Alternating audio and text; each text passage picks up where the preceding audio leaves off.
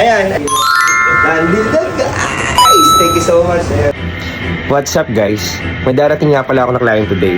So bukod nga pala sa nag-printing services kami, nagbibenta nga rin pala kami ng mga printing supplies. Lalong-lalo na yung large format printing machine. So si client, galing pa ng Dubai. Meron siyang full sublimation printing doon. So plano niya magtayo rin dito sa Pilipinas ng full sublimation printing din. Yung mga gumagawa ng mga jersey, polo shirts, t-shirts dun sa second vlog ko. So hopefully ma-close din natin siya today.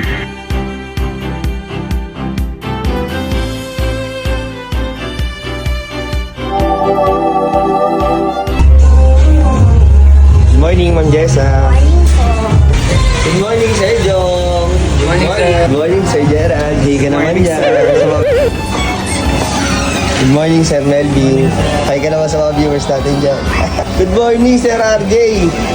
Hi ka naman dyan sa mga viewers natin. Good morning, Sir Jelby. Ay, hello, good morning. Good morning, Mama. So yun, nandito nga pala ako sa office namin. Ayan. Nagpe-prepare na kami para sa demo and presentation namin sa client. So yun guys, wish me luck. Okay. Hindi naman namin kayo natin eh. Asan mo? Nakalang kami dun sa ano.